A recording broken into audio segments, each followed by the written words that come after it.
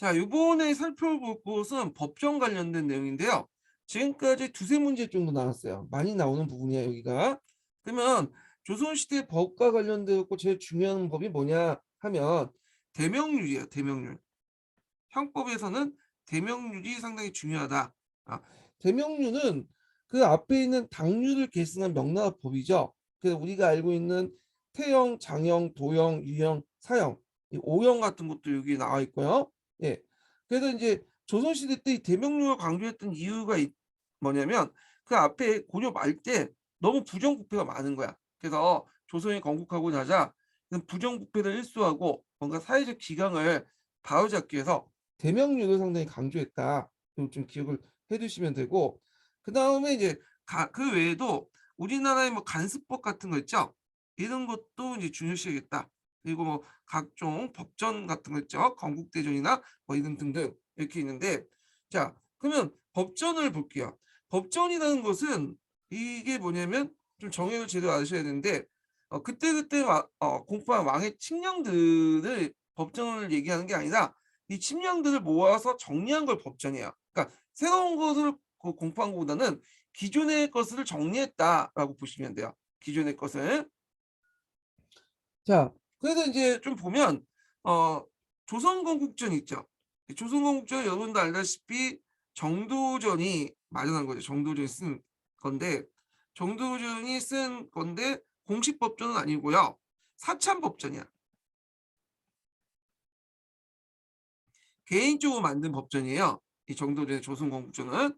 그렇지만 후에 큰 영향을 주죠. 그래서 조선 왕조의 법제적 틀을 마련했고 후에 이제 경제 육전의 어떤 기반이 됐던 책이다. 공식적으로 인정받지 못하지만 그래서 이 책은 주대를 중심으로 해서 재상 중심의 어떤 권력 체계를 강조했죠. 그 예전에 한번 그 관련된 기출 예문이 나왔어요. 재상의 역할이 뭐냐. 그래서 그 백관을 통솔하고 훌륭한 정치를 하는 게 재상의 역할이다. 왕의 역할은 뭐냐? 왕은 훌륭한 재상만 뽑으면 된다. 넌 정치를 간섭하지 마라. 이렇게 주장하잖아요. 그래서 이걸 총재론이라고 하지. 재상을 총재론. 그 다음에 이제 주례는 에 따라서 육전체제를 마련했다. 그래서 기본 정책과 문물제도를 대강 정리를 했는데 이런 육전체제가 후에 이제 뭐 경제 육전이라든지 조선 건국전의 어떤 기본적인 토대가 되었다라는 거죠. 예, 오케이. 그래서 요 내용들 좀 기억을 해두시면 될 것 같아요. 요 부분을. 자, 그 다음에 이제 경제 육전 전에 뭐 잘 알려진 건 아니지만 대명률 직회라는 것이 있어요. 대명률 직회.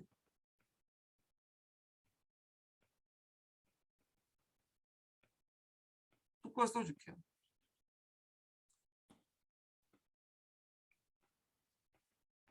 제가 글씨를 엉망으로 써. 네. 제가 글씨를 똑바로 쓰고 판서를 잘하고 발음만 정확히 했고 했으면 스타 강사 됐겠죠. 네, 그러지 못하니까 이제 그렇게 하는데 자 대명률 직회라는 것은 뭐냐 대명률을 해석한 거야. 대명률. 네. 그래서 대명률을 이제 본격적으로 받아들이기 전에 대명률 번역본이 필요하죠. 네. 그럼 뭘 번역을 하냐 그냥 보면 되지 이렇게 하신 분도 있는데 그게 아니라 이게 이제 그 대명 직회는 대명을 그냥 보면 이해가 안 돼요. 그래서 우리 시대의 어떤 실정에 맞게 의역을 한 거야. 해석본이라 보시면 돼요. 지도서 이렇게 이제 보시면 되는데 이 대명률을 헌법으로 사용하기 위해서 대명률 번역본 우리식으로 해석한 것이 대명률 직회다 이렇게 보시면 돼요. 자, 그 다음에 경제 육전을 볼게요. 경제 육전도 예전에 기출 예문 나왔죠. 예, 09년 기출 문제 나왔나요? 예. 그래서 이게 조준이 이제 편찬된 건데 조준이 왕명에 따라서 편찬한 최초의 간찬 법전이고요. 그 앞에 이제 조선 건국전은 사찬 법전이죠. 그래서 최초의 공식 법전이다라는 거죠. 그래서 이제 육전 체제를 채택하고 있죠. 주대입과 개혁. 요거는 이제 어디에 영향을 받은 거야? 그 앞에 이제 조선 건국전에 영향을 받은 건데 대개 이제 육전은 어떤 형식으로 정리했냐면 수교제 형태로 이제 정리했어. 수교라는 것은 나중에 이제 용어 설명할 때 좀 다시 얘기하겠지만 교라는 것은 교지예요. 교지는 누가 공포하죠? 왕이 공포하는 거죠. 이 왕이 공포한 걸 받은 것을 수교라고 해. 그러니까 교진을 받았다라는 의미야. 그러니까 왕의 교지를 바탕으로 해갖고 그 당시 위화도 해군과 그다음에 이제 왕조 초기 때 이런 여러 가지 이제 왕의 교지도 있죠. 이런 것들 정리한 거야. 예, 정리한 거야. 그래서 이제 했는데 그래서 이제 수교 형태의 법안을 정리하고 체결시켰다. 이렇게 있죠. 근데 이제 한계도 있어요. 일단 그 체제 정비 과정에서 계속 이제 수교 형태가 이제 있고 신법이 잇따라 제정됐기 때문에 오래 지속되지 못했다는 거. 왜냐면 예전에 고려 말 때부터 이제 그 정기 그 내렸던 교지들 자체가 지금의 이제 제도하고 안 맞는 게 맞죠. 조선 왕조가 이제 새롭게 만들어지니까 신법 같은 건 공포될 거 아니에요. 그러다 보니까 기껏 정리했지만 기존 이제 새롭게 범하고는 신법은 맞지가 않고 그다음에 편찬 책임자를 맡았던 사이에 완전 합의가 이루어지지 못했기 때문에 전체적인 통일성이 부족했다. 예. 그래서 이제 이런 것들이 문제점이다. 그러니까 조선 초기 때 막 이런 여러 사회제도 변화상을 고려 말 때 정리한 수교직 가지고는 뭐냐면 제대로 적용하기 어렵다. 이런 것도 있고요. 하여튼 이런 한계점이 있다는 걸 좀 기억을 해주시고요. 자, 그다음에 또 볼 게 소육전이야. 소육전은 태종 13년이 일어났죠. 여기 이제 중간에 왕자의 난이 있잖아요. 그러니까 이제 앞에 있었던 뭐 경계육전이나 뭐 이런 것들은 이제 이쪽 그 이성계 측근세력들이 있으니까 얘네들이 좀 반대 좀 경향을 갖고 있는 애들이 있겠죠. 그래서 하준을 중심으로 해갖고 태종 이방원 중심의 어떤 계열들이 정치적 주도권을 잡고 반포했는데 앞에 있는 경계육전에다가 새로운 제도나 이런 것들을 좀 더 수정하고 보완한 것다. 이렇게 보시면 되겠죠. 그래서 송육전을 이제 만들고 세종 시대 때 그 송육전에다가 다시 이제 뭐냐면 붙여서 만든 게 새롭게 이제 증부 가능한 게 신송육전이에요. 그래서 경제육전, 송육전 두 개 법전이 말미암아 혼란이 이제 되고 그래갖고 이제 혼란을 바로잡기 위해서 건국지법과 권위지법을 구분했다. 예. 그래서 건국지법이란 것은 영구히 사용될 수 있는 법이란 뜻이죠. 그다음에 권위지법은 그때그때마다 사용되는 법이라는 거죠. 그러니까 일무법이라고 보시면 일몰제를 실시해서 그래서 이제 예를 들어 뭐 우리가 마스크를 지금 쓰는 거 있잖아요. 마스크 쓰는데 이 평생 동안 쓸 수 없죠. 이거는 이제 코로나 지금 바이러스가 이제 널리 유포되니까 쓰는 거고 지금 벗고 그러잖아. 이제 나중에 내일은 벗을 텐데 일몰제 같은 거 그때그때 쓰는 거는 권위지법이에요. 근데 사람을 죽이고 하면 사형에 처하고 이런 것들은 건국지법에 속하죠. 이렇게 일시적법과 뭐냐면 영구히 사용하는 법을 구분했다. 그래서 전자는 이제 뭐냐면 법전에 구분하고 후자는 등록에 구분하죠. 보통 이제 법전에 구분되는 것은 건구지법이야. 예. 일시적으로 이제 사용하는 법이 아니라 영구히 보편적으로 사용할 수 있는 법은 이렇게 해서 이제 했다 이렇게 보시면 돼요.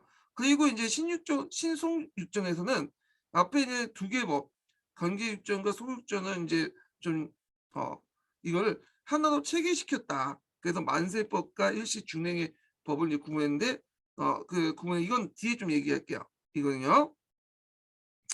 자, 그래서 이제 법정 편찬의 원칙이 마련됐다. 그래서 건국지법, 권위지법 이렇게 구분을 했고, 자, 그래서 이제 이 내용들 좀 보시면 되고요. 그 다음에 여기 이제 중간에 뭐 신창 경제 소극전이라는 게 있어요. 그래서 이게 1433년에 중간에 있는 법인데 뭐 중요한 법은 아닌데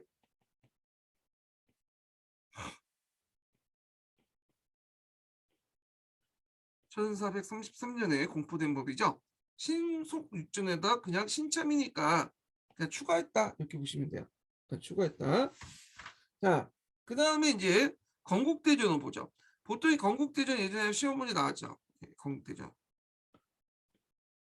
자, 배경은 이제 시간이 지나면서 좀 전에 이제 소극전 같은 기본법적 문제점이 드러나고 그 다음에 또 새로운 법령들이 또 계속 공포되고 했을 거 아니야. 법령들이 계속 쌓이고 그러다 보니까 법령끼리 모순된 것들이 많고 미비한 것들이 많아. 그래서 좀 더 이걸 좀 더 체계적이고 좀 해야 되겠다. 정리할 필요가 있겠다. 그래서 이걸 통해서 국왕을 중심한 중앙집권 체제를 정비할 체제가 체제의 필요성 때문에 또 법치주의에 입각한 왕조 통치의 법적 기초를 마련하기 위해서 뭐냐면 했죠.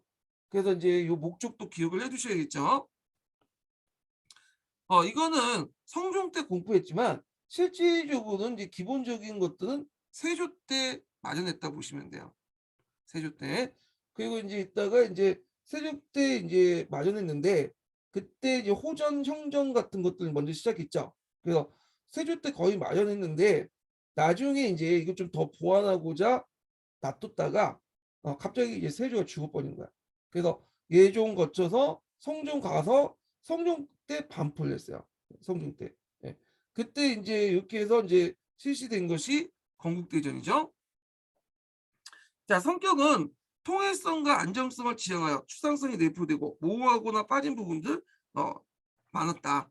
그래서 이제 빠진 부분들이 많았다는 걸 좀 기억을 해 두시고, 추상성이 내포된다는 건 좀 보편적으로 적용될 수 있는 부분들이 많았다는 거야. 예. 해석에 따라서. 예. 그다음에 입법 과정을 좀 볼게요. 입법 과정이 예전에 한번 시험 문제 나왔어요. 그러니까 입법 과정은 그 건국대전 외에, 건국대전 기존의 법을 이제 정리를 한 거잖아요. 건국대전 같은 대전을 이제 정리하기 전에 기존에 있었던 법이 어떻게 통과해 가지고 공포되는지, 이런 것들을 이제 좀 아셔야 될 것 같아요. 이게 예전에 시험 문제 나왔거든요. 그래서 이런 기존의 법이 결정되고 통과하는 반포하는 과정들을 바탕으로, 그걸 이제 내용을 바탕으로 해서 이런 대전들이, 예, 그런 법전들이 만들어지는데, 자, 입법 과정을 이제 볼게요. 정근대 시대 때 입법 과정의 특징은 뭐냐면 우리나라뿐만 아니라 조선뿐만 아니라 다른 나라도 마찬가지예요. 왕조 국가에서는 일단 최종적인 거는 국왕이 결정돼요. 국왕의 명령을 통해서 이루어지죠. 우리 입법권은 이제 국회에서 갖고 있잖아요. 근데 왕조 국가에서는 국왕이 갖고 있어요, 기본적으로. 물론 국왕이 이제 다 아는 건 아니기 때문에 밑에 있는 사람들이 다 이제 올린 것들을 이제 도장만 찍어주는 그 역할을 하겠지만, 자, 국왕의 법령을 교라고 하죠. 이걸 교지라고 해요. 그래서 이제 교지는 의정부를 통해 이제 명령을 통해 전국적으로 공지하고, 교지는 대략적인 것만 적혀 있어요. 그걸 이제 세부적으로 이제 따로 적은 것이 전지야. 네, 교지와 전지. 자, 그래서 이제 국왕의 명령은 교지로 해가지고 있고, 그 다음에 동시에 이제 전지가 이제 세부사항이 있다. 자, 교지를 받으면 이걸 이제 각 관아에서 받을 거 아니에요. 각 관아에서 받으면 이걸 수교라고 해. 아까 이제 수교직을 정리했다고 했죠. 왕의 교직을 받고 그걸 정리한 게 수교직이야. 그래서 관아에서 이제 저에서 수교를 받으면 관아에서 이걸 그대로 뭐냐면 하는 게 아니라 이걸 바탕으로 해서 시행세칙 같은 것들을 만들죠. 예, 조례나 조건이나 조정 같은 걸 해요.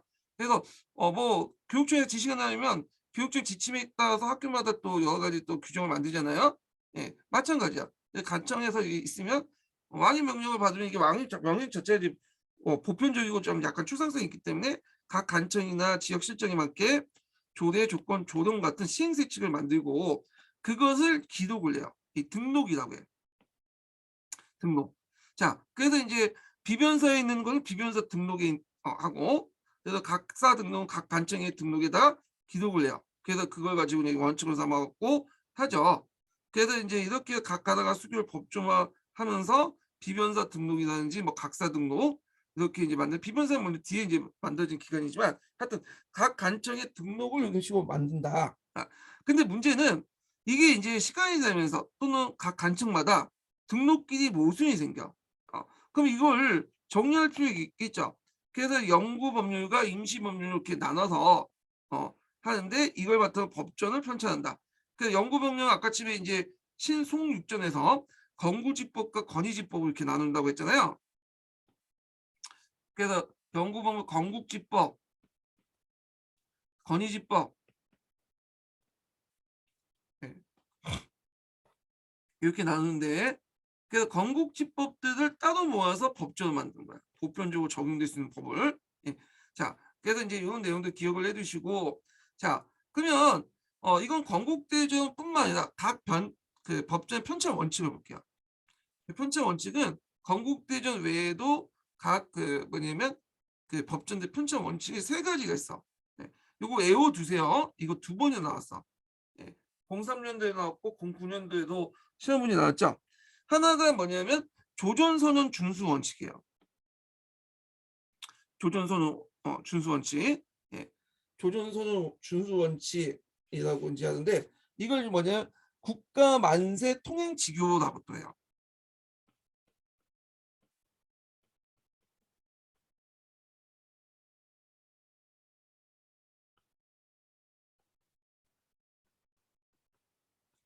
국가 만세 통행 지교.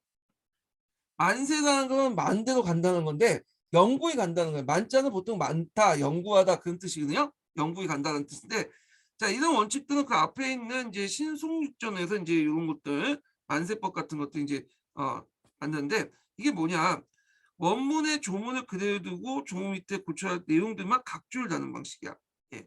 그래서 이제 예를 들어갖고 대정통보 때는 그 건국대전이 원문이에요. 예. 보통 조문이 이제 원문은 건국대전이었는데 대정통보 때는 원을 달고요. 이거 건국대전 그대로 이제 있으면 그걸 그대로 살리고 그 밑에 원을 달고 조문 밑에 있으면 원을 달고 속대전 속을 달고 새로 증부한 건 징을 달아. 그러니까 대전통은 보를 달죠. 그래서 그 시간에 따라 원, 소, 그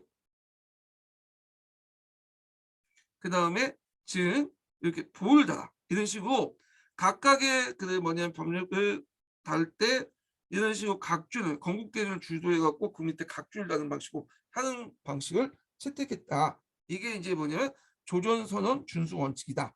이렇게 보시면 돼요. 그럼 이걸 왜 이런 식으로 하냐? 일단은 두 가지 이제 있어요. 표면적으로는 되게 왕조 국가에서는 전에 있었던 성왕 지제, 성왕의 법을 바꿀 수가 없어요. 어떻게 후손이 그 조상의 법을 바꿔. 유교적 윤리에서는 맞지가 않죠. 근데 시대적 변화에 따라서 법도 바꿀 수밖에 없잖아. 그러니까 명분을 그렇게 살리는 거야. 처음에 이제 원문은 있지만 그 원문을 그대로 둔 채 그걸 뜯어고치거나 삭제하지 않고 유교적 원리에 따라서 이런 식으로 원속, 증, 보 이런 식으로 다는 거야. 네. 자, 그래서 이걸 조전선언 준수의 원칙이라고 이제 하죠. 만세 통교집법이라고 또 하고 자, 그러면 그 외에도 이제 뭐냐면 또 그런 측면도 있어요. 왜냐면 이제 그 당시에 중국법 같은 것도 받아들이긴 하지만 이 중국법이 우리나라하고 또 맞지가 않잖아요. 그러니까 이제 이런 것들 무분별하게 이제 계속 받아들인 것을 막기 위한 것도 있어요. 중국법을 선택적 수용을 하기 위해서. 우리나라 실정에 맞지 않으면 성황지도에 맞지 않는다. 성황의 말에 어떤 것을 뜻에 거스린다 해갖고 안 받아들이는 거죠. 우리 성황의 뜻이 어떤지 죽은 사람 모르잖아요. 근데 뭐 핑계는 그렇게 되는 거죠. 자, 그래서 중국의 법을 무분별하게 받아들이지 않고 우리에 따라서 필요에 따라 선택적으로 받아서 해석하기 위해서 이런 조전선언 준수 원칙을 또 뒀다 이렇게 보시면 되죠. 자, 그 다음에 이제 범전과 법령직을 구분하기 위해서 이제 있는데 법전이라는 것은 영구히 보관하는 법이고 법령직은 일시의 법들을 일시로 그냥 모아놓은 건데 그래서 앞에서 언급한 것처럼 영구적인 법과 일시적인 법을 이렇게 하죠. 그래서 영구적인 법, 그러니까 영구집법, 건구집법 같은 경우에는 그 뭐냐면 일시법은 이제 건국집법이라고 하죠. 여기 앞에서 건국집법이라고 하는데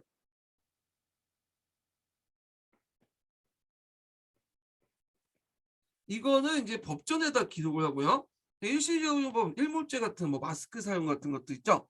이런 것들은 이제 건의집법이라 해가지고 여기에다 기록해. 그래갖고 이거는 이제 법령직 같은 것들이 기록을 하죠. 그래서 이 법전과 법령직을 구분했다. 이런 것들 기억을 해주시면 될 것 같고요. 그 다음에 이제 이렇게 있고 그리고 잠깐만요. 법령과 법령직을 구분을 원칙으로 했고 자 육전체제를 이제 했다. 자 육전체제라는 것은 이제 그 이호 예병형 공 이렇게 육전체제에 따라서 얘기하는데 육전체제가 그렇게 구분할 수밖에 없는 게 뭐냐면 각 간청에서 봤잖아요. 근데 이 각 간청에서 이제 가기 전에 그 육조를 거쳐서 각 간청을 이제 가요. 각 아몬이나 속사나 그 지방 간청이나 이렇게 가기 때문에 기존에 이제 여기서 뭐냐면 육부에서 이런 것들을 다 정리하고 통합을 하기 때문에 당연히 어떻게 됐어요? 법률 체계도 이 6조의 입각에서 할 수밖에 없어. 그러니까 이전, 호전, 예전, 병전, 형전, 공전 이렇게 되죠. 그 각 암원 숙사 그다음에 각 지방간청들이 법령들이 육조를 통해서 이렇게 시험이 되기 때문에 육전체제가 조직됐다. 이게 영향을 줬던 게 이제 그 기반을 마련했던 게 조선건국정 같은 것도 있죠. 주대에 명시된 것들. 자, 그런 것도 있고요. 그다음에 이제 네 번째 원칙은 뭐냐면 대명률과 건국대전 형전의 적용 문제야. 보통 건국대전이라는 것 자체는 어떤 성격을 갖고 있냐면 이거는 그 형법이 아니라 기본적인 형법이 아니에요. 이거는요. 행정법을 성격을 갖고 있어. 행정법인 그 일반 법규의 성격을 갖고 있죠. 그래서 보통 이제 형법은 율이라고 하죠. 그런데 그 요 건국대전 같은 법정 등은 영의 성격을 갖고 있어요. 기본적인 거야. 네. 그래서 율은 법을 어긴 사람들 처벌하는 데 있죠. 이 이연적인 성격이 있어. 사건이 터진 후에 그걸 처벌하는 성격인데 반해서 그 영이라는 것은 그 뭐냐면 좀 율보다는 사건이 일어나기 전에 사전에 뭐냐면 미혼 쪽 방지하는 데 있어. 제도와 시스템을 통해서 이걸 방지하는 데 있거든요. 예. 그래서 이제 상호 보완적이에요. 근데 성리학이나 유교에서는 상대적으로 볼 때는 율보다는 영을 강조해요. 왜냐면 교환을 잘해서 뭐냐 미혼 쪽으로 사건이 일어나는 것을 방지해야 될 거 아니야. 그러다 보니까 이제 영을 이제 그 강조하고 그리고 이제 우리가 하는 경국대전이나 속대전이나 이런 사건은 다 뭐냐면 기본적으로 영을 이제 바탕으로 한 거다. 행정법 안에. 근데 이제 율도 그게 들어가 있죠. 그래서 거기 건국대전에 보면 그 율전이라는 게 있잖아요. 형전이라는 게, 예, 형전이라는 게 있죠. 그 약간 이제 이거는 좀 그 특수한 경우죠. 예, 특수한 경우. 일반 기본적인 건국대전이 주로 행정법인데 반해서 영인데 반해서 요건 약간 일부 율이 들어가 있어요. 율. 예. 자, 하여튼 있는데 문제는 이제 건국대전 형전하고 대명률이 충돌할 경우야.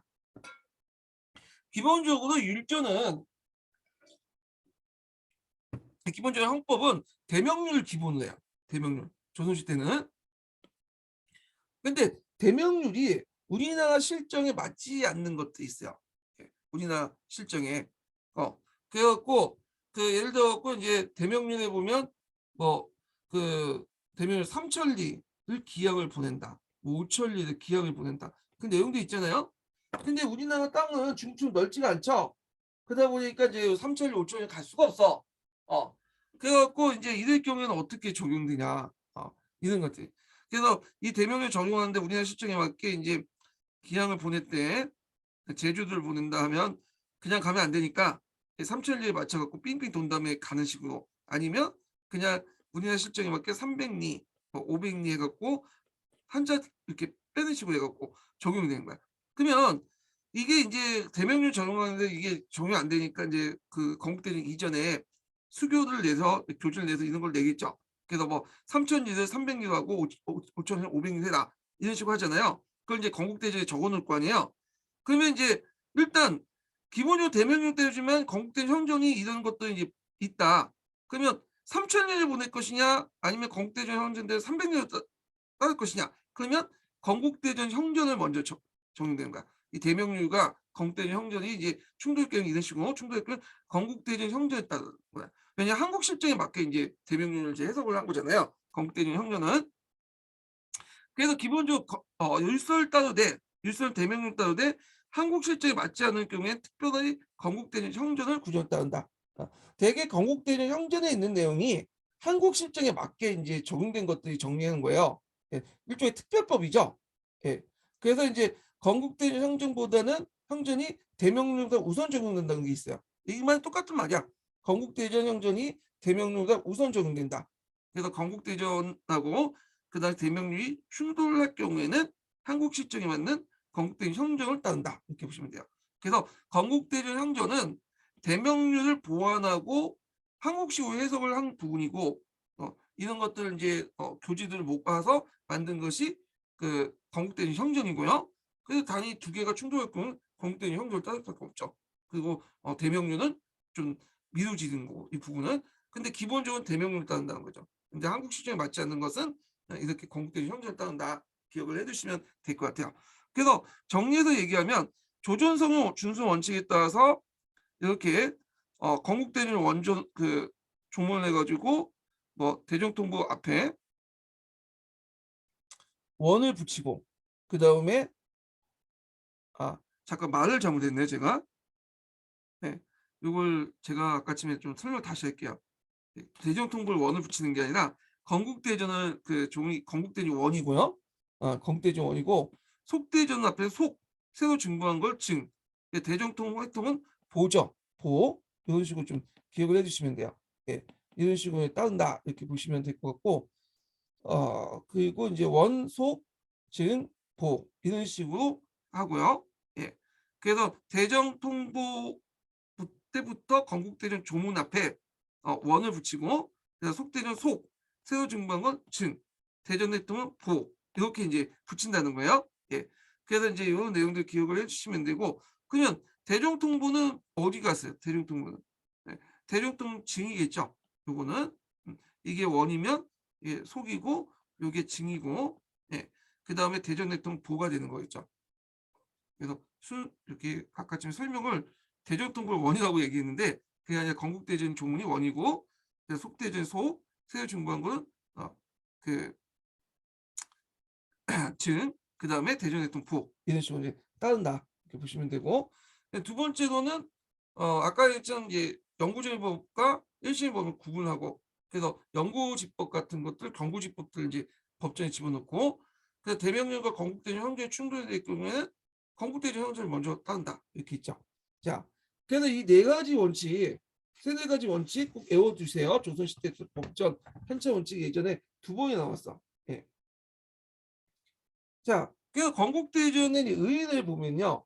자, 뭐 의인은 여러 가지 있을 수 있지만 여기 내용 보면 국왕을 정정한 중앙집권적 전제정치의 필요성 요청으로 법치주의에 입각한 왕조 통치의 법적 기초인 통치구범 체계를 확립시켰고 그 다음에 염화선초의 고육법을 성문화시켜 앞에 조전선언 있죠. 그래서 성황지도라는 명목에서 중국의 무제한적인 어떤 침투를 방파제가 되었고 자 영구 불변성을 부여함으로써 고육법 유지 계승 결정적인 계기가 되었다.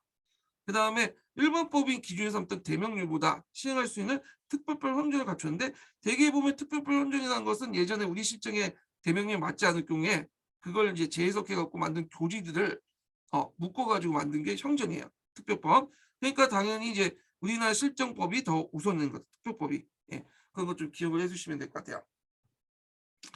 자, 그 다음에 뭐 수교제도는 각자 보시고 속대전 볼게요. 속대전도 예전에 한번 영조의 탕평정치와 관련돼서 한번 시험 문제 나왔어요. 또 공군역 기출문제 또 나왔죠. 자, 속대전은 기본 골격은 건국대전 체제야. 근데 이제 건국대전은 조선 전기 때 만들어진 거고 속대전은 이제 조선 후기 때 만들어진 건데 왜 만들었냐면 건국대전 이후에 이제 사회가 변할 거 아니야. 그럼 법과 제도도 당연히 변할 수밖에 없겠죠. 그래서 이런 조선 후기 사회상과 관련된 법과 제도를 정리하기 위해서 기존의 법들과 그다음에 그 후에 그 새롭게 사회가 변화하면서 만들어진 법들을 정리하기 위해서 만든 것이 건국 그 속대전이다 이렇게 보시면 돼요. 그래서 여기를 읽고 수정된 내용을 수록되면서 빠진 것이 있지만 새로 추가된 항목도 있었다. 그런 내용들. 그래서 헌법과 관련된 것들이 다수 있었다. 그래서 이제 수치심을 주는 채용을 삼가고 예를 갖추어 뭐 처벌하고 하고 뭐 등등 있는데 뭐 등등. 자, 그래서 이제 이런 것들이 속대전이다 이런 것들 보시면 되고 그 다음에 대정통보를 볼게요. 대정통보는 이 정조 때 만들어진 건데 정조 때 자기 할아버지가 저 개혁 정치를 했잖아요. 그러니까 그걸 다시 한번 또 뭐냐면 정리할 필요가 있죠. 왜냐하면 속대전에서는 자기 할아버지 개혁 정치가나 제도 변화를 이게 들어가 있지 않잖아. 그래서 이걸 다시 이제 속대전을 다시 보충하는 식으로 건국대 속대전 기본전을 두 개가 되니까 법정에 또 문제도 생기고 하나 통합해서 속대전의 미진한 부분을 또 보완하고 또 영조와 정조의 개혁 정책을 법제화시키기 위해서 한 건데 그 아버지의 개혁 정책을 법제화시켰다 봅니다. 정조의 개혁 정책을 법제화된 부분 있었나? 대정통부에? 네. 장영이나 이런 것도 이제 해체된 것도 그 대정통부에 들어가지 못했기 때문에 그런 거죠. 근데 하여튼 뭐 그래서 이제 이런 것들 대정통부를 만들었는데 그래서 이때 이제 대정통부에 조선선언 준수의 원칙이 형성된 거죠. 그래서 건국대전 조는 원, 속대전의 속, 새로 증범한 것을 증, 여기에서 증에다 붙였겠죠. 대전 통보는 이런 식으로 구별을 했다. 그리고 이제 대전 해통을 보죠. 대전 해통은 이것도 예전에 공군력 기출문제 나왔어요. 예. 그래서 이제 이거는 이제 19세기 때 세도 정치기 때 여러 가지 밀란들이 일어났잖아요. 그리고 이제 이런 것들 해결해서 여기 개혁 정책이 나왔겠죠. 그래서 이것을 19세기 때 나타난 수교와 조례들을 정리를 한 거야. 예. 그래서 이제 대원군 때 정리를 한 거죠. 그래서 이 조선소원 준수 원칙에 따라서 건국대전 원 똑같아요. 속대전 속 증은 이제 앞에 대전통보고 여기에 보를 붙여요. 보 이런 식으로 각주를 달았죠. 자, 그래서 이제 이렇게 만든 것이 대전회통이고요. 이 대전회통에 이제 관련된 내용 중에 육전조례가 있어. 이것도 기억을 해주셔야겠죠. 자, 대전회통은 법전이기 때문에 좀 약간 추상적인 성격이 되게 강해요. 그러다 보니까 이제 이거를 좀 더 육전별로 각 관하별로 시행 규칙을 정리했어요.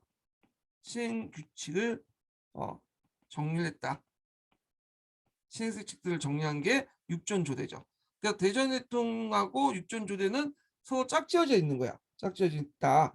그래서 이제 이거는 이게 고종 2년이라면 이게 2년 뒤에 발간되죠. 고종 4년. 네. 그래서 이제 이렇게 있는데 고종 2년이 잠깐만 1865년 고종 2년인가? 제가 이건 4년인데 4년이야. 맞아. 4년. 그래서 고종 4년에 그 편찬 대전했통과 짝지어서 1865년부터 12월부터 1866년 사이에 각간에 시행된 조례를 시행세칙들을 묶어놓은 거다 하는데 이게 1865년이니까 2년 뒤니까 1867년 정도 되겠네. 1867년. 예. 그러니까 이렇게 해서 이제 좀 이렇게 해서 1865년에는 대전해통이고 육전조는 1867년이고 뭐 이렇게 보시면 돼요. 뭐 중요한 건 아니에요. 예. 하여튼 서로 연결돼 있다 이렇게 보시면 돼요. 이렇게. 자, 그래서 이제 이렇게 해서 한번 그 정리를 좀 해봤고요. 그래서 조선시대 때의 법전은 예전에 한번 시험문이 나왔으니까 이거 꼭 기억을 해주세요. 이 부분은요. 또 나올 가능성이 있겠죠. 이 부분은. 자, 그러면 이제 그 역사서를 볼게요. 역사서. 역사서 관련된 것은 조선 후기 때 역사서가 많이 나오고 조선 전기 때 역사서는 그렇게 나오진 않지만 일단 예전에 객관식 기출에 잠깐 언급을 됐고 했기 때문에 좀 파악할 필요가 있어요. 한능검이나 수능에도 자주 나오는 부분이죠. 예. 자, 그러면 이제 조선 전기 역사는 15세기, 16세기 역사서를 말하죠.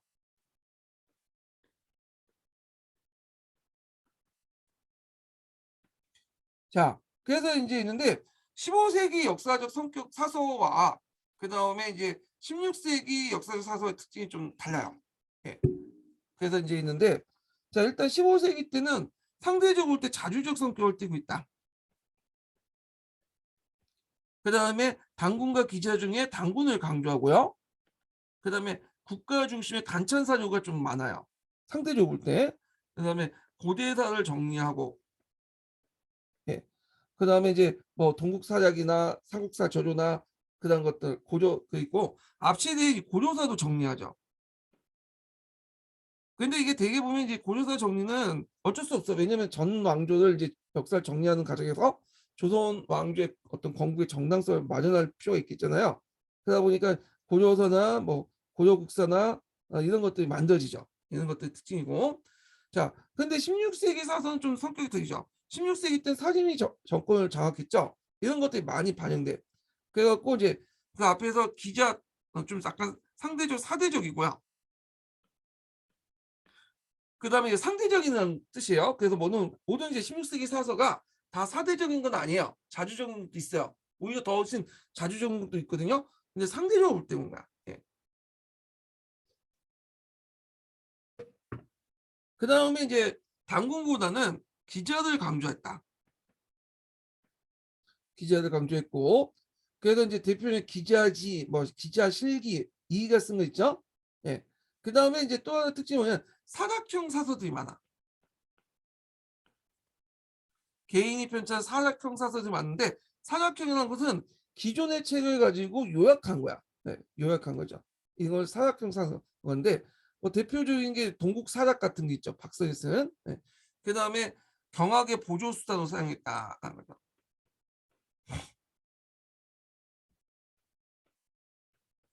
유교적 윤리를 가르치기 위한 어떤 사대별로 이제 역사적 사례를 이제 언급하는 그렇게 이제 딱 이렇게 보시면 될 것 같아요. 예.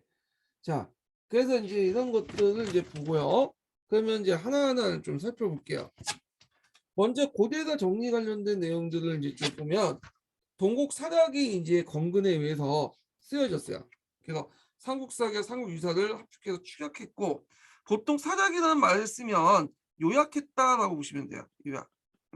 그래서 삼국사계 삼국유사 합쳐서 축약해서 연대순을 서술해서 사론을 붙이는 수준이다.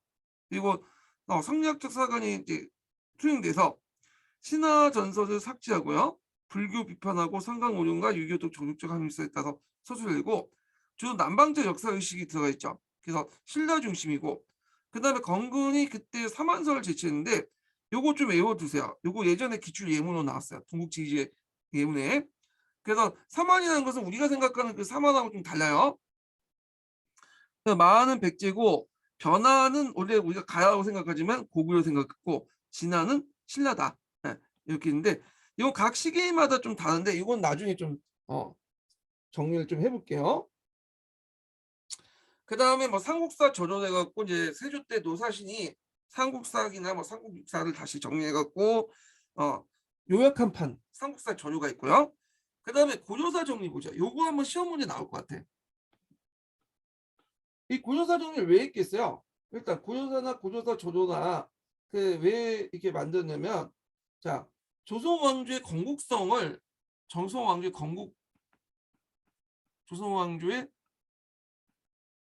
건국의 정당성을 마련한 거죠. 고려 왕조가 왜 필연적으로 멸망할 수밖에 없고 조선 왕조 왜 건국할 수밖에 없는가 이런 것들을 정리하기 위해서 고려사를 정리했어요. 예. 근데 이거는 뭐 조선 왕조뿐만 아니라 대개 중국의 여러 왕조들이랑 뭐 그렇죠. 그래서 전에 했던 왕조들 정리를 하잖아요. 되게 보면.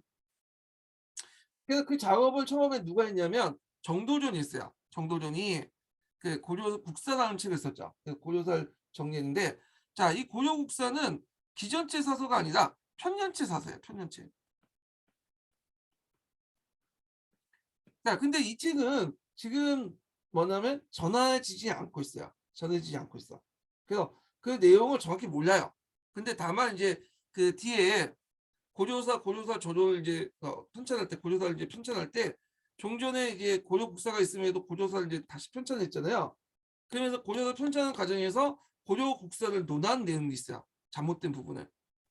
그래서 이제 고려 국사를 까는 내용이 있는데 그래서 이제 그 까는 내용들과 그 다음에 고려 국사 관련된 내용들 까는 내용도 있는데 이걸 통해서 간접적으로 유출할 수 있어. 유출할 수 있어. 예. 그래갖고 이제 그 내용을 보면 되게 이제 정도전의 고려 국사는 편년체를 편찬했고 조선 왕조의 건국 정당성을 밝혔고요. 그 다음에 이제 요 정도전의 고려 국사가 뒤에 되게 욕을 얻어먹는 게 뭐냐면 인물평가 같은이야. 인물평가. 그래서 인물평가에서 이제 뭘 하냐면 되게 정도전과 좀 친했던 사람들 있죠. 정도전 당여들 무리들은 상당히 높게 평가를 하고 있고 자기가 반대했던 사람들은 좀 깠더라. 그러니까 정도전이 객관적이고 공정하지 못하더라. 이런 식의 이제 했기 때문에 이제 나중에 왕자의 난이 일어났고 집권한 이방원 입장 때는 정도전의 고려국사를 그대로 국가의 공식적인 사서 인정할 수 없죠. 아마 그 과정에서 없어진 것 같아. 없어지거나 하여튼 그렇게 갖고 이제 했는데 이 고려 국사는 그 지금 존재하지 않지만 상당수 어디에 반영됐다고 보고 있냐면 고려사 전요에 반영됐다고 보고 있어요. 고려사 전요는 고려사를 정리한 거죠. 전요 그러니까 요약한 거죠. 근데 그 요약했으면 당연히 고려사에 있는 내용이 100% 고려사 전요에 있어야 될 거 아니에요. 근데 그게 아니라 고려사 전요에 있는 내용들 중에 상당수가 고려사에 없는 내용이 있어. 그럼 어디에서 이걸 따가지고 요약을 이렇게 그 앞에 고려국사에 있는 내용들을 따서 요약했다고 보고 있어요. 그러니까 그 요약의 대상이 그 지금 존재하는 고조사관이나 지금 없어진 고려국사를 요약했다. 그래서 보통 이제 고려국사는 정도전이 있었기 때문에 신권을 강조하는 역사죠. 당연히 고려사전은 신권을 강조하는 역사다. 이렇게 보시면 되죠. 예, 이렇게 있고요. 자, 하여튼 고려국사가 이제 뭐냐면 하고 나서 이게 너무 편파적이 돼갖고 나중에 이제 다시 태종부터 세종까지 다시 이제 고려사를 편찬하자는 이제 논쟁이 있었는데 그 논쟁 과정을 이제 가지고 이제 그때 논쟁했던 뭐냐면 자 일단은 그 고려 왕의 개국 공신 같은 인물 평가 문제, 왕이나 조선 왕이나 개국 공신, 그다음에 고려 말의 사초 왜곡 문제와 고려 신료의 조정 고증과 보충 문제 이런 것들. 고려 실록은 그 당시 있었어요. 예, 보통 기록에 보면 고려도 실록을 편찬했다고 보이죠. 그래서 기록에 나온 게 7대 실록 정도 나오는데 7대 실록 이후에도 계속 실록이 남아있을 거라고 했고 편찬됐을 거라 보고 있어. 고려 시대 때. 그러니까 그걸 바탕으로 해서 고려사를 썼겠죠. 당연히. 지금 남아있지 않지만. 그 다음에 이 당시 이제 또 문제됐던 게 뭐냐면 개서주의와 직서주의 문제야. 개서주의와 직서주의. 개서주의와 직서주의는 뭐냐? 개서주의는 성리학적 가치관에 따라서 명칭을 바꾸는 거야. 직서주의는 그 당대에 썼던 것을 가지고 쓴 거고. 예. 그게 이제 있는데 예를 들어 갖고 이제 보면 보통 개서주의는 이제 고조 시대 때는 내재 외양 체제를 취했기 때문에 보통 태우, 태자 뭐 이렇게 썼잖아요. 예. 그런데 이제 이걸 그대로 쓰자는 것은 직서주의고 그 다음에 이제 이에 반해서 이제 이거는 성리학적 유리구에 맞지 않다. 어떤 제국가에서 그런 표현을 쓰냐. 그래갖고 그 당시 세자 대비 뭐 이런 식으로 이렇게 쓰자고 하는 것은 직서주의, 그 개서주의야. 그 다음에 고대에다 보면 여왕이 있잖아요.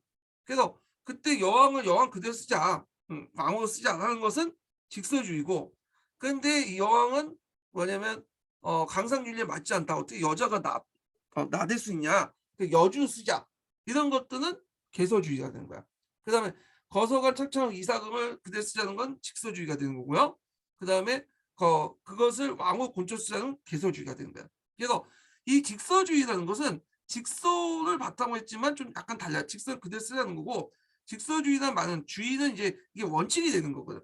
개서주의와 대비할 때 보통 직서주의라고 하는 거야. 이게. 네. 그래서 개서주의하고 직서주의 문제 있는데 결국에는 어디를 채택했냐 하면 개서주의가 아니라 직서주의를 채택했어요. 직서주의. 세종이 이제 결단을 내렸죠. 네. 일단 그 당시 사람들이 썼던 용어를 그대로 쓰자. 그리고 나중에 사람들이 이제 그걸 보고 평가하는 건 그 사람 자유지만 일단 고려시대 때 썼던 표현을 그대로 쓰자. 그래서 직서주의 채택을 한 거야. 네. 직서주의를. 그 다음에 서술체제 선택 문제와 이제 조선왕조 건국의 명분 간처 정도인데 이 서술체제 선택 문제에서 이제 논쟁이 됐던 것이 기전체하고 편년체예요. 신하들은 뭐냐면 편년체를 원했어요. 근데 왕은 세종대왕은 기전체를 원했거든요. 예. 그래서 이제 이유가 이제 잘못했네. 거꾸로 얘기했네. 신하들은 이제 뭐냐면 기전체를 원했죠. 신하들은. 편년체는 왕이 원했어. 왕. 세종대왕이. 예. 그래서 논쟁이 있었는데 왜냐하면 이제 예전부터 기전체 같으면 인물 중심이잖아요. 그러다 보니까 이제 신하의 역할이 좀 부각이 되는 부분이 있고 편년체는 연대별이잖아. 그러니까 그 연대별에 이제 할 때 그 기준이 되는 게 왕의 동선이거든. 왕이 그 직위년도를 기준으로 해갖고 하기 때문에 직위와 그다음에 활동을 가지고 이제 하기 때문에 했는데 결국에는 이제 타협받죠. 어떤 식으로 타협받냐? 뭐냐면 기전체로 하게 됐어요. 기전체. 기전체. 근데 이 기전체 사설을 했지만 그 내용은 왕 중심으로 편집을 한 거야. 그래서 기전체를 수용했지만 그래서 편전체 그 왕 중심으로 기전체를 편집을 했기 때문에 이 고려사 자체는 왕권 중심으로 편집된 거야. 근데 거꾸로 편년체 같은 경우에는 왕 중심이죠. 근데 고려국사 정도였을 때는 비록 편년체를 썼지만 이걸 신권 중심으로 썼거든. 그러니까 고려사조도는 이건 편년체로 해서 신권을 이렇게 해갖고 정도전에 의해서 신권 정책을 썼다. 신권을 강조하는 방향으로. 우리나라는 중국하고 약간 달라요. 중국은 기전체 사서는 왕권 중심, 편전체는 신권 중심인데 우리는 이렇게 타협하는 과정에서 거꾸로 기전체는 기전체 신권 중심, 편전체 왕권 중심인데 우리는 타협하는 과정에서 기전체가 이제 왕권 중심, 편전체가 신권 중심 거꾸로 됐어. 그러니까 복잡하지만 뭐 알 필요는 없는데 하여튼 그래서 타협에서 기전체 사설 하되 왕권 중심으로 썼던 것이 고조사였다. 이렇게 보시면 돼요. 고조사. 자, 그래서 이제 이 고조사는 기록 보존용이고요. 기전체고 군주관계 기사를 되게 존중했다. 비록 이제 그 기전체 형식이지만 군주 형식으로 해갖고 이제 중심에 비중을 뒀기 때문에 있고요. 그다음 원산을 모방했다. 원산은 그 당시 명나라가 등장했잖아요. 이 원산은 원나라 때 편찬한 건 아니라 25자 중에 명나라가 이제 등장하고 나서 그 앞에 있는 왕조인 원사를 이제 편찬을 했거든요. 그러니까 그게 모델이 될 수밖에 없겠죠. 그래서 정통 문화를 축소를 정리하고 그 예문지나 성능적 외국 열전은 생략됐다. 이렇게 보시면 돼요. 예. 그래서 아마 이제 뭐 성리학적인 어떤 영향이나 국수적 태도 때문에 그런 것 같아. 특히 이제 그 명나라 같은 그런 경향이 되게 강하잖아요. 예, 좀 배타적이고 자기 문화를 강조하고 어떤 주제학적 질서를 강조하는 이런 것들 때문에 아마 이제 여기 고조사도 원사를 모방했기 때문에 이런 것들이 많이 반영됐다. 이렇게 보시면 되겠죠. 자, 그다음에 이제 있고 그다음에 요거 외에도 좀 많이 빠지긴 했는데 일단은 또 고조사 구성을 볼게요. 이거 왜 봤는지 모르겠는데.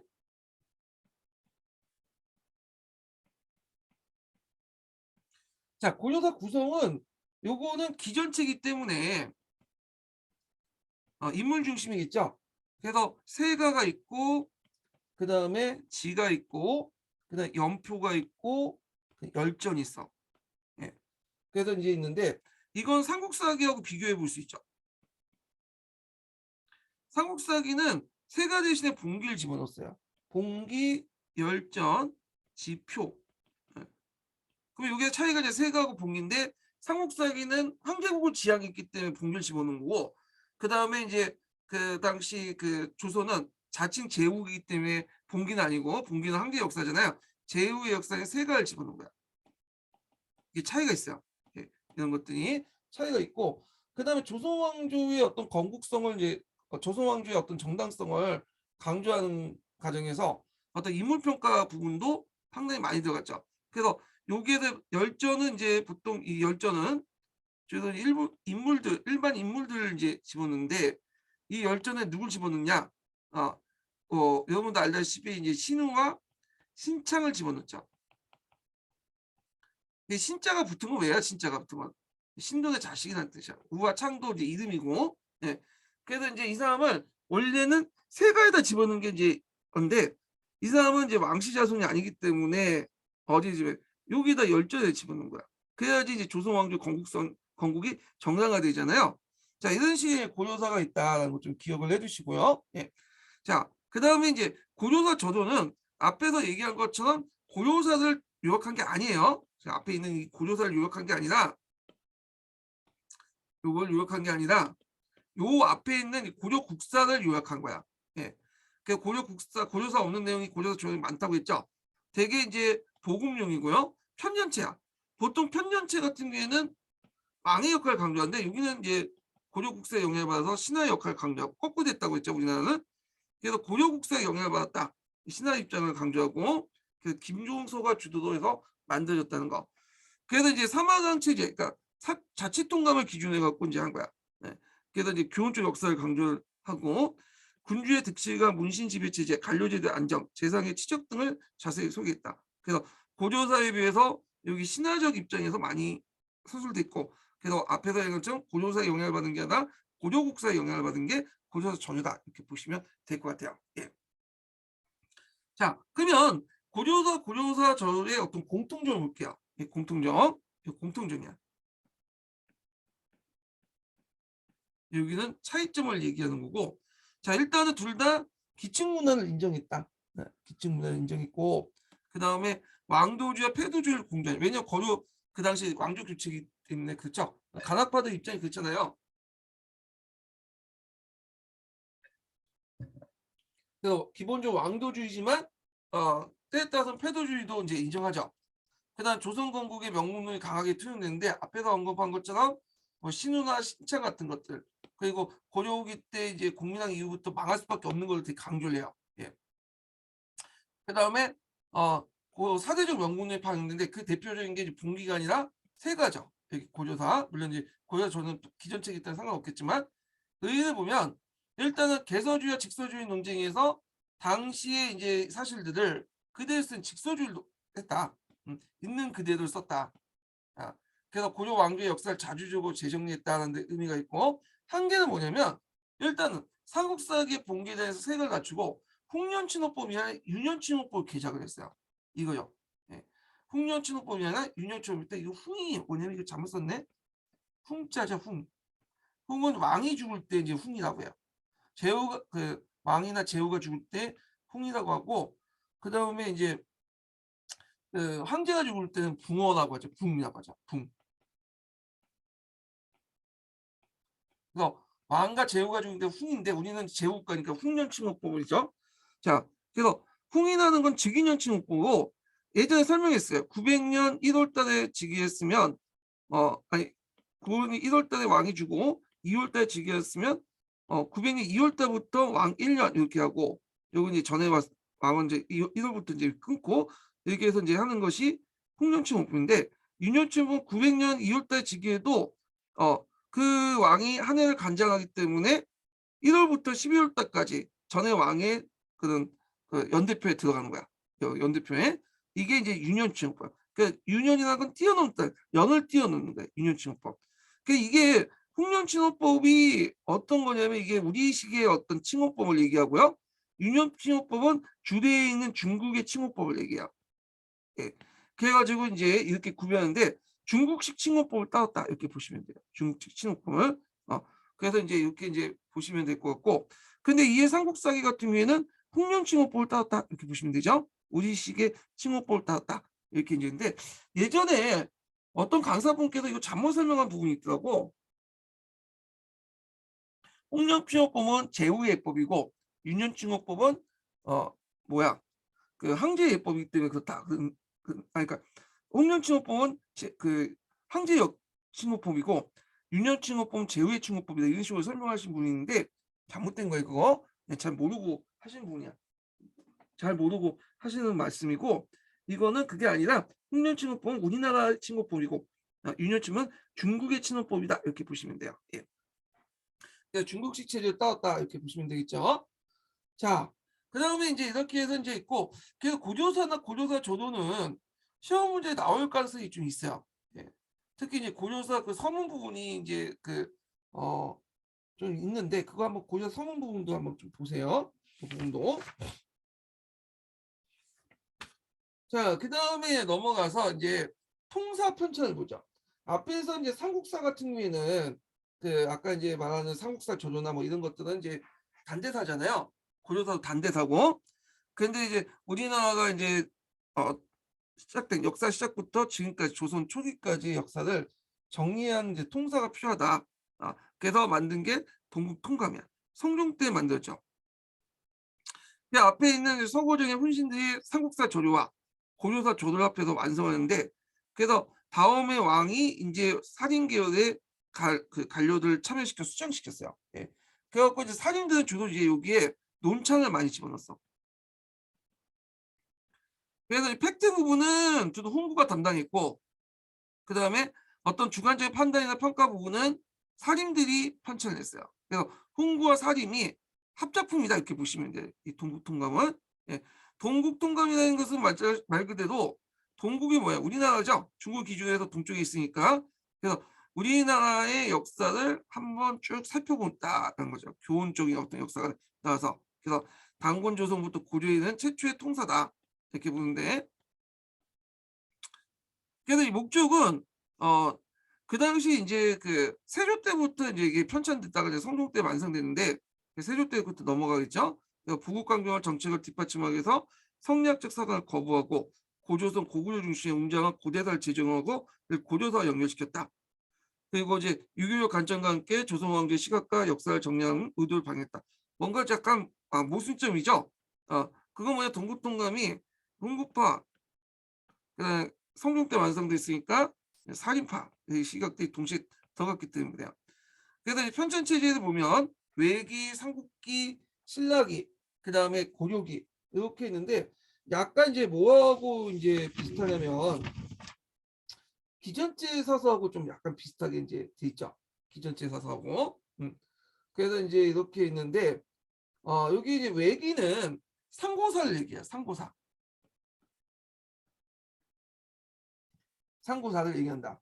그래서 상고사를 외기로 처리해서 좀 약간 좀 의미를 평가 전환을 했다는데 좀 문제가 있어. 그래서 이게 나중에 안정부부터 비판을 많이 받거든요. 왜 상고사를 이렇게 하냐. 그래서 이제 이렇게 있고, 그래서 이제 요때 단군 조선을 요 상고사에다 매개에다 집어넣은 거죠. 상고사니까. 그래서 우리가 알고 있는 BC 2333년 단군 기년은 요게 나온 거야. 요게. 예. 그래서 단군 기년을 제시했다. 요 임금보다 즉위년보다 25년 정도 이렇게 뭐냐면 늦게 즉위했다고 그러죠. 그래서 자치통감에서 그 요 임금의 즉위년을 이제 기준해 갖고 빼와서 여기 25년을 그 좀 뒤에 계산해서고 BC 2333년이 된 거야. 뭐두 가지 측면에 해석할 수 있겠죠. 하나는 똑같이 본 게 아니죠. 요의 즉위년보다 좀 늦춰봤잖아. 그러니까 이제 사대적인 성격도 있고 또 해석에 따라서 그래도 이제 뭐냐 중국과 좀 약간 늦게 즉위했지만 건국했지만 단군이 나름대로 중국과 비등했다라고 자주적으로 해석할 수 있겠죠. 뭐 이건 해석에 따라 다를 수 있으니까. 자, 그 다음에 이제 삼국기가 있죠. 삼국기. 삼국기는 그 당시 앞에 있는 건국의 동국사양이나 노사신의 삼국사 조료 같은 것들을 적어놨다라는 거죠. 그래서 이제 삼국기 삼국의 역사를 하나의 편년체 형식으로 해갖고 정리를 해놨다는 거고, 그 다음에 신라기 같은 경우에는 통일신라 역사야. 그래서 여기에는 신라기를 정통한 거야. 통일신라 역사를 정통을 봤다. 그래서 이제 후백제와 고려를 신라의 반역 집단을 본 거죠. 그래서 이제 삼국통일의 정통을 봤다. 그래서 이제 그 후백제와 고려를 삼국의 그 반역 집단을 봤다는 게 좀 특징이고 뭐 중요한 건 아니에요. 그 다음에 고려기가 있고요. 고려기. 그래서 뭐 어떤 특정한 체제를 이제 채택하기는 좀 그런데 일종의 이제 뭐냐면 편년체하고 기전체가 플러스됐다라고 보시면 돼요. 예. 편년체와 기전체가 플러스됐다. 예. 그래서 이제 편년체 국왕 중심의 이제 연대 서술가, 그 다음에 기전체 신하 중심의 역사 서술이 플러스됐다 이렇게 보는데 앞에서 얘기했죠. 원래 원칙적인 편년체는 국왕 중심이고 그 다음에 기전체는 신하 중심이라고 했죠. 근데 이게 고조사 고려국사 할 때 논하는 과정에서 좀 이게 거꾸로 됐지만 원래 그래요. 자, 그래서 이들 통해서 이제 뭐 신라의 삼국통일 재평가하고 정통을 파악하는 입장을 했고, 그 다음에 또 아까 전에 상고사를 외교처에서 평가 전했다는 게 좀 후대에 비판을 많이 받았다는 거, 예, 이렇게 있고요. 그다음 여기에서 이제 또 추가하자면 요거 외에도 여기 빠져는 사돈이 첨가됐죠. 그래서 이 사돈은 이제 살인 계열들이 이제 도학적 관점에서 집어넣은 거야. 성종 때. 그래서 도학적 역사관을 강화시켰다. 강상윤리를 존중하고 등등 했는데 여기에서 이제 홍구파들 응양중에 비판한 거야 막. 예, 역사 쓰면서. 예, 그래서 하여튼 이렇게 있다는 거. 그래서 이제 이 살인계들의 역사 인식이 반영돼 갖고 망한 기자를 높게 평가하고 언간 할수간 유학자를 존중 사돈을 대폭 첨가했다. 예. 그래서 세조 때 이제 유교적 굴절 때 이제 뭐냐면 유교 정치적 정치를 회복시키는 도덕적 이상주의가 사돈에 많이 반영됐다는 거. 그 다음에 만주 지방의 북방사보다 한반도 중심의 남방사의 입장이 있다. 왜냐하면 사림대 입장이 많이 반영됐기 때문에. 그래서 동국통감은 자주적 입장하고 그 다음에 사대적 입장이 공존하고 있어요. 예, 공존하고 있어요. 근데 이제 보통 교과서에서는 자주적 입장을 되게 강조하잖아요. 그래서 자주적 입장에서 고대에서 새롭게 정리했다. 동국통감이 그 의미를 두고 있는데 요거는 이제 약간 그런데 일단 교과서는 그렇게 이제 설명하고 있어요. 통론 제 한국사 통론이나. 그래서 하여튼 동국통감의 의의를 쓰려면 이제 여러 가지 이제 있겠지만 단군 조선부터 해서 고려 말까지 우리 역사를 편년체, 정확히 말하면 편년체보다는 기년체하고 편년체가 플러스된 거야. 그러니까 어떤 특정한 역사 체제가 볼 수는 없어요. 통사다 이렇게 보시면 되겠죠. 네. 그래서 있는데 여기 자주적이다 했지만 아까 전에 사대적 요소도 같이 있다고 했죠. 자, 그래서 삼국 국적을 내세워 삼국 대등학과를 해석하여 고려시대 고구려 계승주의와 신라 계승주의 갈등을 해소했고, 고대사와 고려사 집단의 최초의 통사였고, 단군 조선을 국가 확립을 했다는 거. 국왕 훈신 사립이 서로 연합해서 통사 체제를 구성했기 때문에 이렇게 이제 신라 계승 의식도 반영됐고 고구려 계승 의식도 반영됐고 하여튼 이런 게 있다는 거죠. 그러니까 짬뽕됐다 보시면 돼요. 그냥. 네. 자, 그다음 16세기 넘어갈게요. 16세기 때. 자, 16세기 사서의 특징은 가숙용 사각형 상사야. 예. 그러니까 가숙용은 집안에서 그냥 개인이 뭐 국가적으로 어떤 차원에서 만든 게 아니라 개인이 국가에서 그냥 그러니까 개인이 뭐 집안에서 공부시키면 얘들 자제들 있죠. 자제들을 이제 공부시키는 목적으로 자기가 이제 요약한 사각형 상사이다. 예.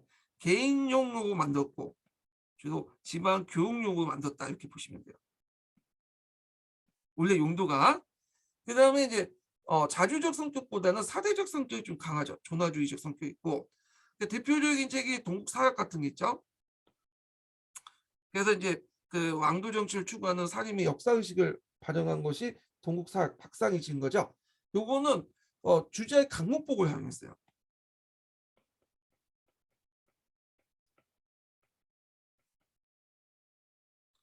강목복을 활용했는데 강목복 나온 것 자체가 이미 뭐예요? 이미 대의명분 따지는 거잖아. 예. 그리고 동국통감을 축약했다. 예. 그리고 이제 유교 인물들을 어떤 자기 독자적인 어떤 기준에 따라서 재평가를 했죠. 예. 그리고 본문과 상으로 구성됐고 신라 통일을 되게 강조했고요. 그리고 이제 지리 고정을 통해서 우리나라 역사를 반도 중심으로 이렇게 한정돼서 이렇게 서술했다는 좀 문제점이 있죠. 그 다음에 이제 우리가 이제 역교론에서 좀 친숙한 게 있죠. 동문선습, 박세무 가진 거. 자, 이거는 이제 역교론 부분이지만 이때 만들어진 거야. 예. 그래서 박세무가 이렇게 만들어 놓고는 원래 이 박세무가 이제 만들 때 이걸 뭐 국가적으로 편찬해 갖고 널리 보급한다. 뭐 그런 어떤 취지 가지고 만든 게 아니라 자기 집안의 애들 대상으로 해서 역사 교육이나 뭐 윤리 교육을 시키기 위해서 이런 경사일체적인 어떤 어린이 역사 교과서로 이제 만든 게 동문선습인데 나중에 영조가 이제 이걸 보고 전국적으로 널리 보급시킨 거죠. 그다음에 기자실기 같은 이의가 쓴 거 있고, 근데 여기에서 이제 좀 눈여겨볼 게 뭐냐면 포제 음주 동국사학이에요. 유희정이 쓴 건데 보통 16세기 사서는 되게 사대적이잖아요. 근데 포제 음주 동국사학은 의외로 예외적으로 독자적 사대적이 아주 자주적인 사서야. 심지어는 우리가 생각하는 15세기 사서보다 더 자주적이에요. 여기는. 그래서 이제 있는데 이 유인영의 사람은 이제 유님의 살인의 한 사람은 이제 있는데 좀 다른 살인과 달리 뭐냐면 상당히 자주적인 성격을 갖고 있다는 거죠. 그래서 이제 그 보면 포제 음주 동국사라는 건 뭐냐면 자 포제라는 것은 그 본문 위에 기사 내용을 요약하는 거야.